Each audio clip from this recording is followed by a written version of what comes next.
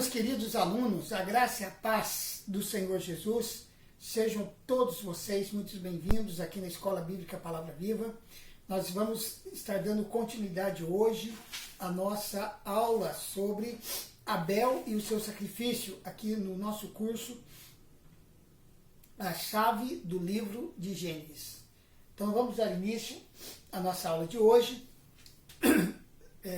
No final da aula passada, nós falamos sobre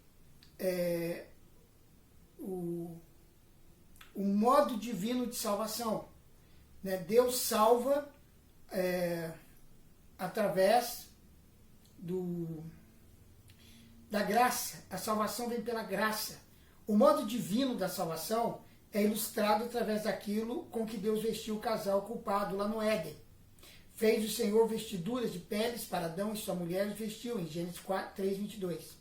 As peles, elas foram conseguidas pela morte e derramamento de sangue de animais.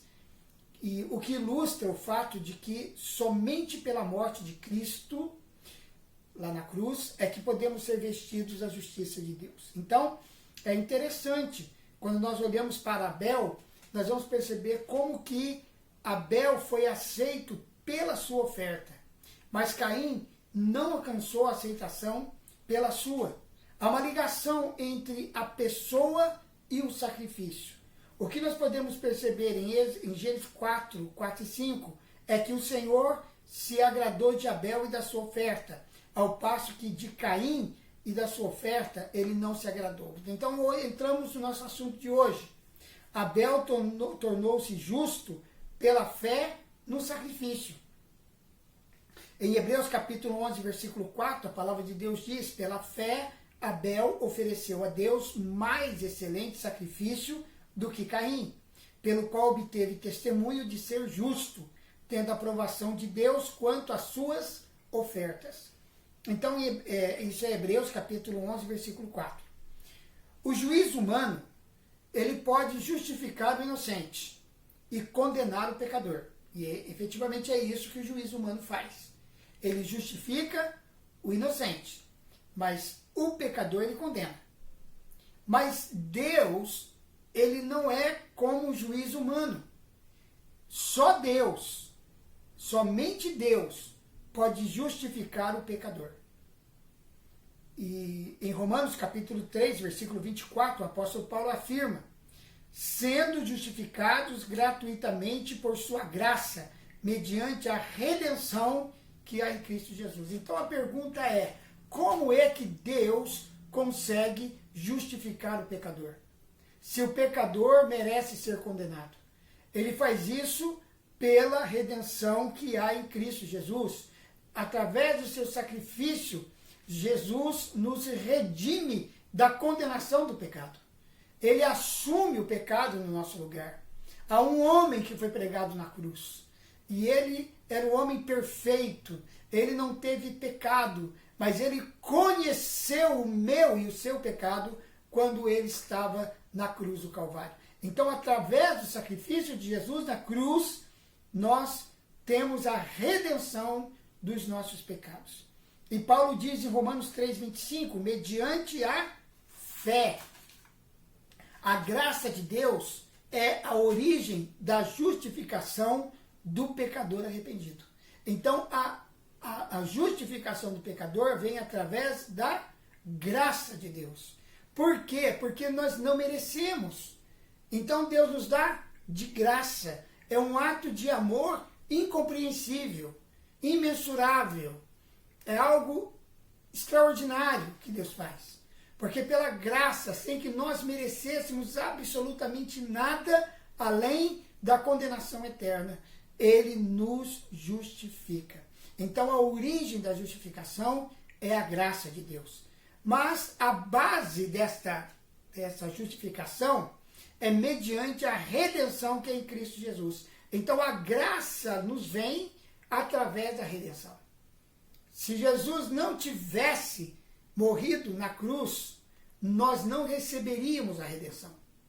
Então, para nós é de graça, mas custou um preço para Deus, porque Ele precisou ver o Filho dele morrendo na cruz por causa dos nossos pecados. Agora, se a graça de Deus é a origem da justificação, se a redenção que é em Cristo Jesus é a base da justificação, o meio de alcançar essa justificação é pela fé no sangue do Senhor Jesus. Romanos capítulo 3, versículo 25. Então, o que nós percebemos aí, querido, é que de toda essa manifestação da graça de Deus, há algo que nós temos que fazer sim. As pessoas perguntam, mas eu não preciso fazer nada para ser salvo? É tudo de graça? Sim, mas há algo que eu tenho que fazer. E esse algo é a fé. Não é meu esforço humano, não são as minhas obras, não é a minha tentativa de ser perfeito, mas é a minha fé. Uma fé pura, uma fé não contaminada pela dúvida, pela crítica, pelos questionamentos humanos, pelas propostas religiosas, nem pela lei. A fé é pura, ela é depositada com toda a convicção no fato de que Cristo morreu pelos meus pecados. Então eu sou perdoado, sou redimido. E ele ressuscitou para me dar a vida eterna. Além de Abel, existem pelo menos 3 outros exemplos no Velho Testamento de homens que foram justificados pela fé. O primeiro deles é Noé. Ele tornou-se justo perante Deus. Pela fé, Noé, divinamente instruído acerca de acontecimentos que ainda não se viam, e sendo temente a Deus, aparelhou uma arca para a salvação de sua casa, pela qual condenou o mundo e se tornou herdeiro da justiça que vem pela fé. Hebreus capítulo 11, versículo 7. Então a arca do dilúvio é uma figura da morte de Cristo. Noé, ele creu em Deus. Que Deus havia dito para Noé, faça uma arca e traga os animais, cada um segundo a sua espécie, né, macho e fêmea, e eles vão entrar na arca, e aqueles que entrarem na arca com você serão salvos de um dilúvio que eu vou enviar e que vai destruir toda a terra. Havia uma palavra. Noé creu nessa palavra. Ele aparelhou uma arca para a salvação da sua casa. Evidentemente, outros poderiam ser salvos se entrassem na arca.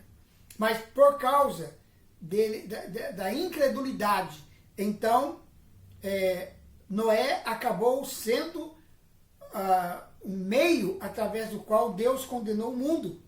E ele se tornou herdeiro da justiça que vem pela fé, porque ele foi o único que realmente creu. A arca do dilúvio, então, ela figura a morte de Cristo. Pela fé, Noé refugiou-se na arca e assim tornou-se justo perante Deus. Abraão tornou-se justo pela fé. Esse é o nosso segundo exemplo, o exemplo de Abraão. É o caso de Abraão que creu em Deus e isso lhe foi imputado para a justiça. O Novo Testamento ele interpreta a fé de Abraão de uma maneira muito clara e atualizada, que serve para a nossa orientação e bênção. Gálatas 3,8. Ora, tendo a Escritura previsto que Deus justificaria pela fé os gentios, pré-anunciou o Evangelho a Abraão, em ti serão abençoados todos os povos. Admiramos muito que Deus pré-anunciou o Evangelho a Abraão. O Evangelho foi pré-anunciado, ou seja, antes do anúncio do Evangelho, que começou com João Batista, Jesus, os apóstolos, ele já tinha sido anunciado lá para Abraão, 3.000 anos antes. Então, Abraão, ele ouviu a palavra de Deus, lá naquela situação, vivendo no meio de pessoas idólatras. Abraão ouviu as boas novas de que o seu descendente, que é Cristo, seria uma bênção para todos os povos. As bênçãos que Cristo, por sua morte, trouxe para todos os povos são inúmeras, mas a maior bênção é esta, que Deus justificaria pela fé os gentios. Esta é a grande bênção que chegou até nós e que foi pré-anunciada para Abraão. Abraão sabia muito pouco do Evangelho que nós encontramos no Novo Testamento, mas ele creu no que ele recebeu de Deus, e isso lhe foi imputado para a justiça. Isto é, ele tornou-se justo pela fé, antes da lei. Então, Abraão é o primeiro exemplo que temos na Bíblia de alguém que ouviu o Evangelho e creu. Ele creu na promessa de Deus. O rei Davi é outro vulto do Velho Testamento e é o nosso terceiro exemplo de pessoas que no Antigo Testamento experimentaram a justificação pela fé. Ele foi justificado perante Deus pela fé. Muita gente sabe do pecado de Davi. Ele adulterou com Batseba e planejou de maneira consciente a morte do seu marido. Mas poucas pessoas sabem do seu profundo arrependimento. Fala-se muito do pecado de Davi, mas Davi não permaneceu no pecado. Ele passou por um profundo arrependimento. O apóstolo Paulo, em Romanos capítulo 4, versículos 5 e 6, escreveu: mas ao que não trabalha, porém crê naquele que justifica o ímpio, a sua fé lhe é atribuída como justiça. E é assim também que Deus declara ser bem-aventurado o homem a que Deus atribui justiça independente das obras. O apóstolo, ao continuar o mesmo tema, citou o Salmo 32, onde Davi revelou ter confessado seu pecado a Deus e o fato de ser ele pecador e, por isso, pela fé, recebido perdão. Então, Davi, ele era pecador. Ele cometeu um pecado. Ele tinha consciência do seu pecado. Ele perdeu a alegria da salvação por causa desse pecado. Então, ele ora e ele reconhece diante de Deus a sua condição e ele, apesar de ser ele pecador, ele recebeu pela fé o perdão de Deus. Mas o que ele recebeu foi mais do que o perdão. Alguém pode ser perdoado de uma ofensa por outra pessoa sem ser justificado da ofensa. Por exemplo, alguém pode fazer um mal muito grande para mim. Eu perdoo aquela pessoa, mas eu não posso justificá-la. Eu não tenho poderes que me garantem que ela vai ser justificada pelo fato de ter me pedido perdão. O que eu posso oferecer para ela é o meu perdão. Agora, Deus perdoa e justifica o pecador que se arrepende e crê em Jesus Cristo. Nos versículos 1 e 2 do Salmo 32, o rei Davi escreveu: bem-aventurado aquele cujas iniquidades são perdoadas e cujos pecados são cobertos. Bem-aventurado o homem a quem o Senhor jamais imputará pecado. Esse é o aspecto negativo, de não imputar pecado. Mas Romanos capítulo 4, versículo 6, lá em Romanos 4, 6, encontra-se o aspecto positivo. E assim também que Davi declara ser bem-aventurado o homem a quem Deus atribui justiça, independentemente das obras. Então, querido, nós finalizamos esse estudo mostrando para você que o sacrifício de Caim e o sacrifício de Abel podem muito bem ser interpretados pelo Novo Testamento. Caim, ele creu no sacrifício, Abel creu no sacrifício, ele fez o sacrifício pela fé e Deus aceitou o seu sacrifício, pelo sangue derramado no sacrifício. A questão não era implicitamente o fato de um ser agricultor e o outro ser um pecuarista, um criador de animais. O fato é que está diretamente relacionado com o coração de cada um deles. Abel tinha o seu coração voltado para Deus. Abel creu em Deus. E Abel fez um sacrifício agradável a Deus. Ambos sabiam que Deus esperava um sacrifício onde houvesse derramamento de sangue. Ambos foram instruídos pelos seus pais. Mas Caim tinha um coração separado de Deus. Então, tudo isso nos fala de cruz, do sangue derramado na cruz e da oferta que foi feita, que satisfez plenamente a justiça de Deus. E pela oferta de Jesus na cruz do Calvário, nós fomos redimidos do pecado e fomos feitos, transformados em filhos de Deus pela obra da cruz e da ressurreição do Senhor Jesus. E se você ouviu essa mensagem e creu nela, faça isso agora. Ajoelhe-se aí onde você está. Reconheça diante de Deus que você realmente é pecador, que as suas boas obras, o seu desejo de ser bom e até o seu esforço não vão conseguir salvá-lo. Mas Jesus pagou o preço. Ele morreu na cruz do Calvário, para que você não precise ser condenado pelos seus pecados, para que você não precise ir ao inferno e viver uma eternidade longe de Deus. Você pode muito bem receber agora mesmo, aonde você está, você pode receber Jesus e ser salvo e ir morar com Ele para sempre no céu.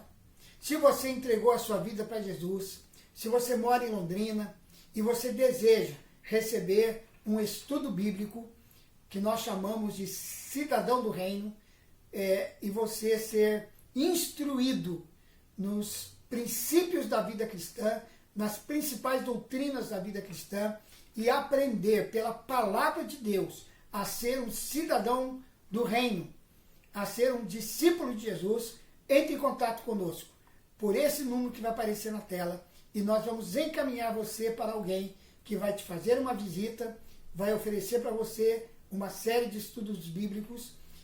Não se preocupe, não são estudos que vão ocupar muito seu tempo, em torno de 40 minutos.